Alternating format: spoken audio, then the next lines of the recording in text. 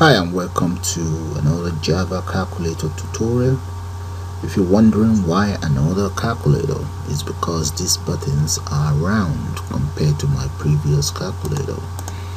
However, it works just like any other calculator. Alright, so what I'm going to do is I'm going to take you guys straight into Java NetBeans, put a calculator together, and we will then convert the buttons to round buttons. So let's do that now. We close this. Let's go straight into, you can select file, new project, or click on this very icon. So that is what we want. So we want Java application. Click on next. I'm going to give my project a name. I'll call it calculator underscore round button, one word. There we go. I'm going to uncheck this, click on finish. Now my project is ready right there. That's it. That's the project folder. Right click on the project folder, go to new and select JFrame form, and our JFrame form I'm going to call the calculator round buttons.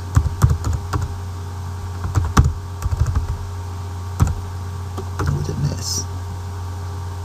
Just copy that, paste it right there. Okay, if you notice the difference is this one doesn't have any S. Now click on finish. There we go. That's our framework ready. So right click on it and select set layout. I'm going to select absolute layout, and you will see the blue around it. Can you see that? And now let's define the size of this frame. So I'm going to come to where it says code.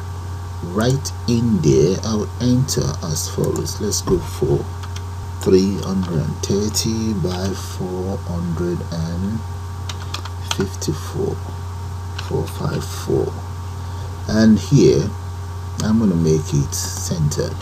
There, that's the size of my frame. The next thing I want to do is let's come straight here to the properties there, no, to the palette right here.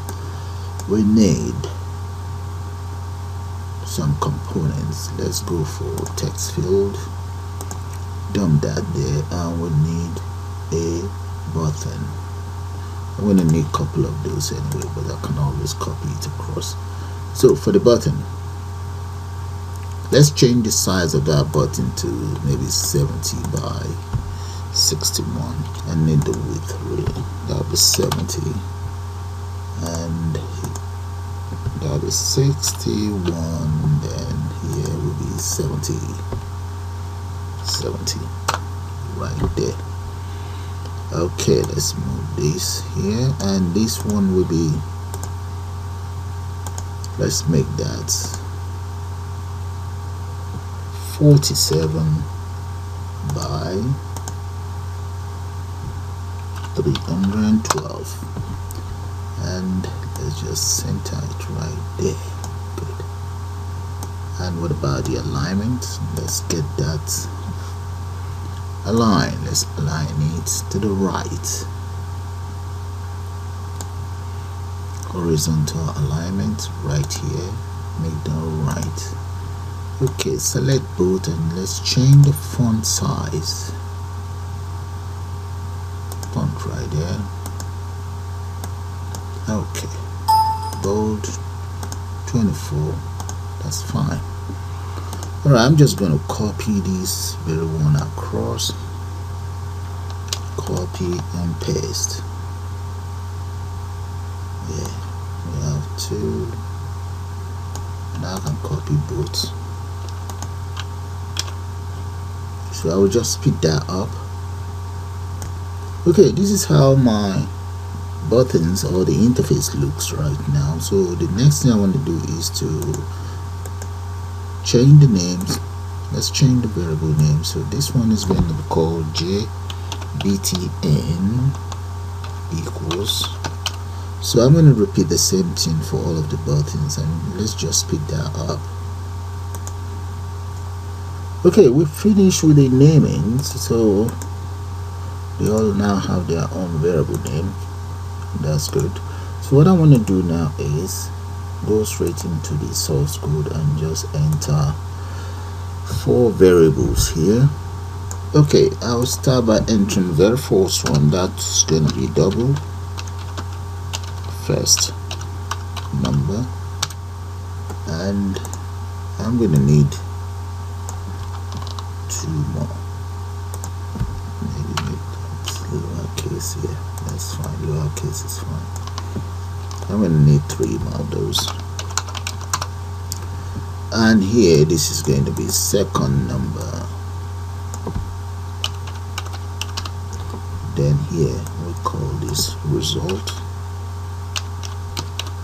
And finally, we have a string here.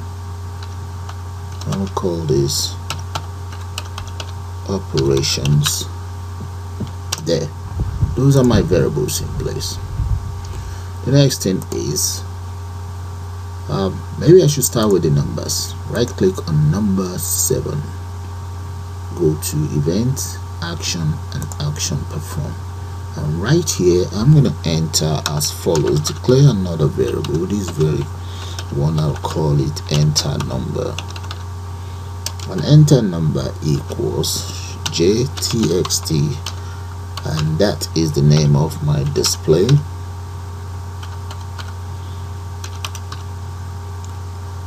Dot, let's say get text.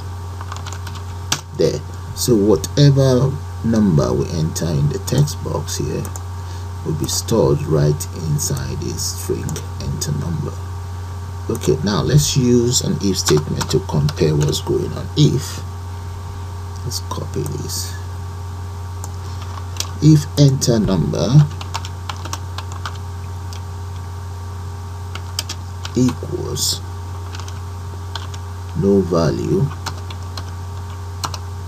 So what we want the system to do is jtxt, let's get that, jtxt itself, let's say that will become, it's going to become whatever value is inside here. So I'm going to copy this, whatever value is inside on the button. So the button in this case is going to be get text. So I'm asking the system to use the value on top of on the button. So the value on this button 7 is 7 anyway. Okay, that's that done. So else I would like jtxt,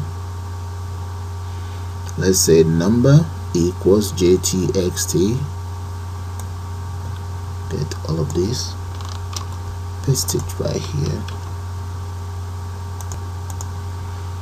Alright, let's cover that up and plus whatever we have on the button. So I'm going to copy this as well, copy that and paste it here. Then let's enter a semicolon there. Now we need to then assign jtxt, let's set it as number, so this will be x. Let's change that to s, copy this, enter number, and do that. Just want this alone and paste that right in here and there. So whatever we have on this button is added onto the display and is stored in here, and then is now assigned back into the display itself, because the display only accepts string value. So that's all there is to it. So if I compile and run, it's just for number 7 alone, so we can always change it around, but let's compile and run it first. So click on run, right there. Okay guys, you see that. So if I press 8 or 9, there's nothing there, but 7, you see what's happening.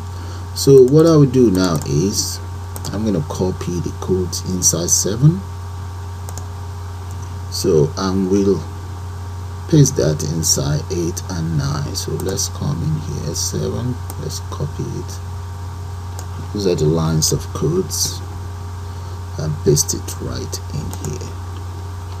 Then all we just need to do is to change this one to 8. You can see that as 8 and 8 right there. That's all that's taken care of.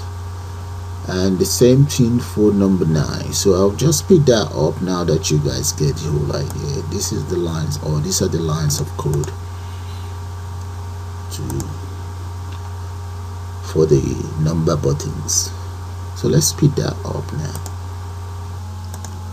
Okay guys, I've just finished the lines of codes for the numbers. This is for button 9, and I have button 0 here. Okay, as you can see, it's exactly the same lines of code. All I just change is the button names. Okay, so we're actually referring to the text content on the button. This is for 8, 7, 6, this 5, 4, 3, 2 and 1. Okay, back on the frame itself, let's take care of this very one here. Right click on it and go to events. That's for the dot, and we're going to enter as follows. There, those are the lines of code for the decimal point. Okay, now let's take care of the reset. In the case of the reset, we can just copy this or declare, paste that in here, and just enter maybe that, and there. That will clear the whole system. Now the next one, let's take care of this backspace. Come in here, and right here, right there are the lines of code for the backspace. Alright, let's come in here now and take care of these ones. So right click on that, go to event action, perform. Alright, so right here we're going to enter the very first variable, which is first number, and in there let's say double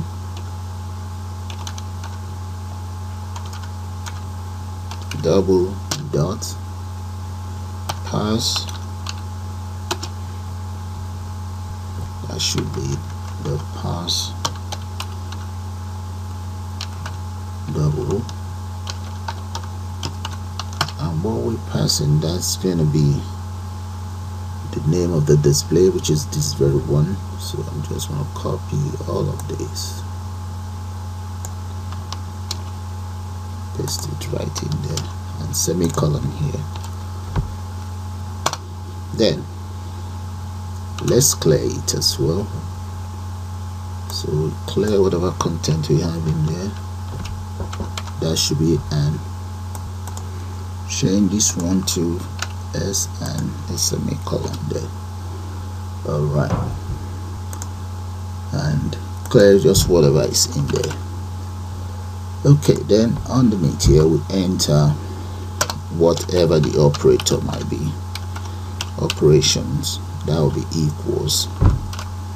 So that's division, so we enter division in there. Right, so that's for the division. I'll just copy that and paste it around the other ones. So right click on subtraction and action, perform. Right in there, copy, paste, and change the operator sign. The same thing here. paste, change that to addition, or on here the next one is multiplication, change that to mod. Alright, so all that is left for us now is just these two. Okay, let's take care of this plus minus first. Let's come in here and just take care of that right there. So right here, enter as follows for the plus minus. Okay, now finally let's take care of this. Right click and event action perform, and right there, second noun, that should be equals whatever we have inside the display. So I'm going to copy this, paste it right there. Okay, so let's declare one more variable here. I'm just going to call that answer. Yeah, I'm going to need that. So the next thing we want to do is to use an if statement to check whatever we have inside both second noun and first noun, and depends on the operator. So in here we're gonna say if operator or operations, let's copy this, paste it in there, operations, let's start with the verb, the plus sign, if that equals that, so which means we need to add up. I think that should be double equals here. That's fine, because it's going to compare whatever we have in there. Alright, okay, if that is equals that, so what we want the system to do is, so result, which is one of the variable there, equals first number plus second number. Now we need to assign this into here. So let's say answer equals, that'll be string dot format. Okay, format whatever we have in there, and that is meant to be, that should be dot 2f comma, and we then enter our result there. Result, then we enter semicolon here. Now we need to pass this into here.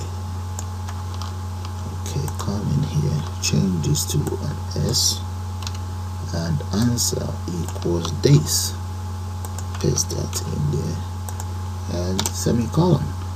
Okay, that is for the addition side, so I'm going to copy that. Okay, maybe we should use else.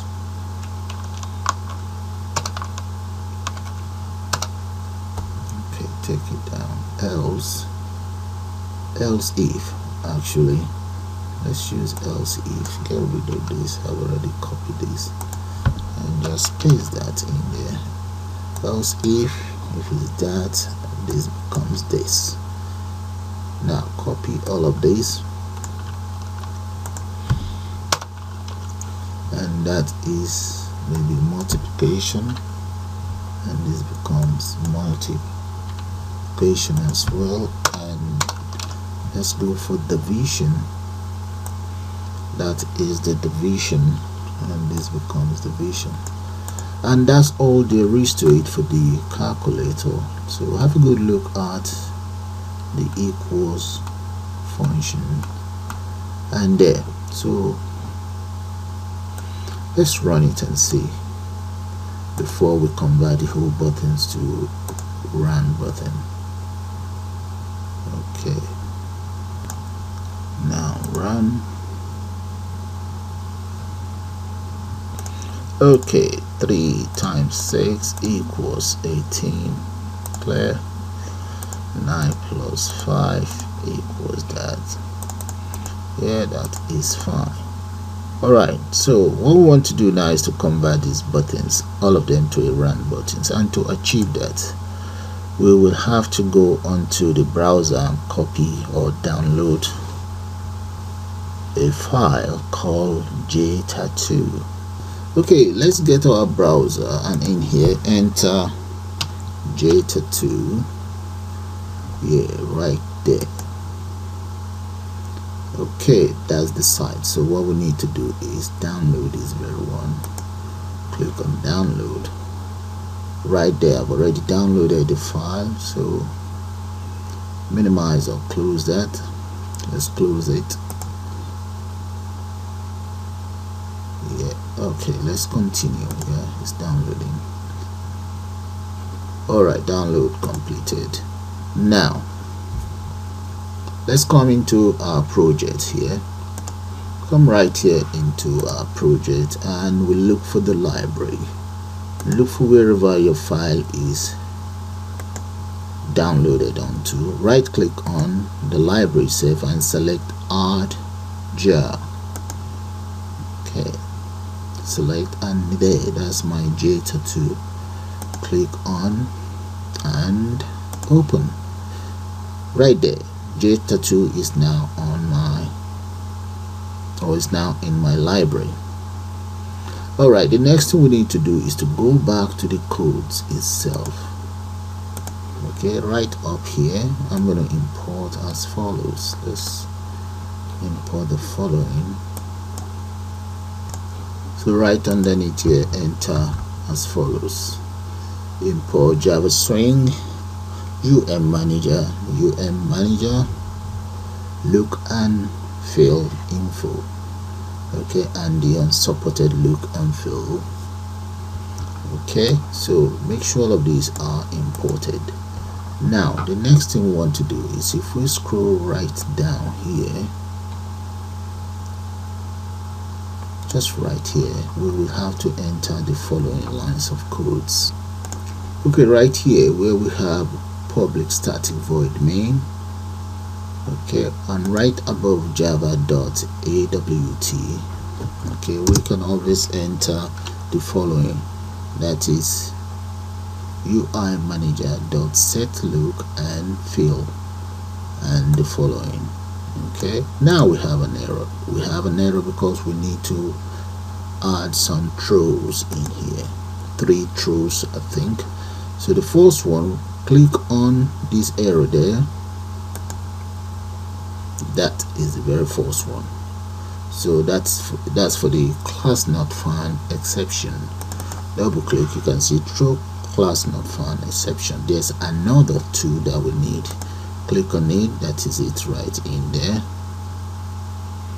So add that, then I think it's gonna be 4. There's another one and one more. That is instantiation exception and illegal access exception. There is one more, that is the unsupported look and find exception. There, that is it, all gone. See, the error is gone now. So all of the throws is 1. If you know them, you can always write it there. 2, 3, and 4. The 4th one is right here. That's the 4th one, this very one, and that's all there is to it. So decision time. Now we need to maybe compile and run our program and see how it looks. Now let's run it. If it works fine, all of these buttons should become round buttons. Let's see now. There we go, guys, they are all rounded. So 5 multiplied by 6 equals that. So with that, guys, I'm gonna call it the end of this tutorial. Now that you guys know how to create a calculator and you also know how to convert the whole buttons into a round buttons. I have a tutorial on YouTube on how to convert buttons anyway, but this is my first time of combining it with a calculator. I suppose you guys enjoy it, so you have a nice day now, and bye for now.